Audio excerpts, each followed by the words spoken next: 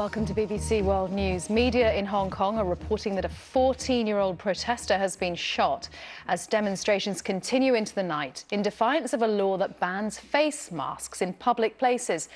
The ban came into effect at midnight local time. The city's MTR transport network has announced a full suspension for the first time since the protest began 4 months ago after several stations were attacked. Rupert Wingfield-Hayes joins us now live from Hong Kong. Rupert. Thank you, Karen. Well, you can see the streets of Hong Kong behind me now appear now to be calming down, although there are a few protests, we understand, still going on. But it has been another very dramatic day here in Hong Kong.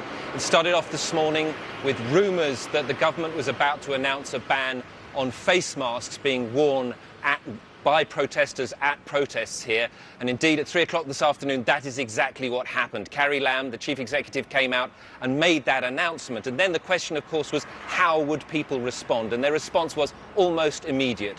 Thousands of people taking to the streets. And tonight has been perhaps the most violent night so far in these 4 months of protests.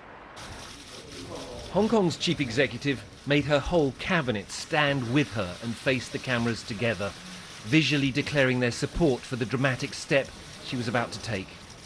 We believe that the new law will create a deterrent effect against masked violent protesters and rioters, and will assist the police in its law enforcement.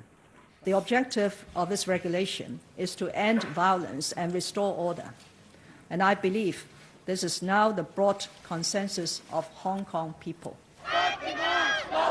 That is certainly not what it looked like on the streets outside. In Hong Kong's central business district, news of the face mask ban brought angry office workers onto the streets in their hundreds.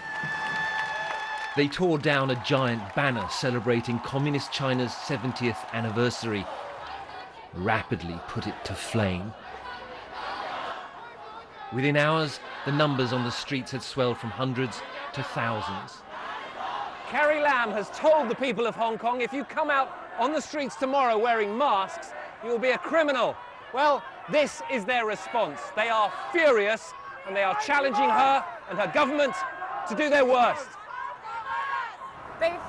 This young woman didn't want to show her face, but just listened to her anger. We are not afraid of this unlawful act, and we will tell the government that we will not surrender because of their suppression, and also the authoritarian government because they are pro-Beijing.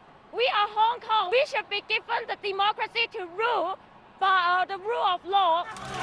Attacks on police by masked protesters, like this one on Tuesday, is the reason the government says it has been forced to bring in the face mask ban. This is video of a policeman under attack in the town of Yuen Long. The officer has fired his gun. Now the protesters respond with petrol bombs.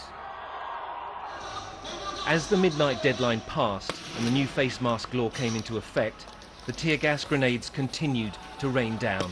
The streets continued to burn. Rupert Wingfield-Hayes, BBC News in Hong Kong.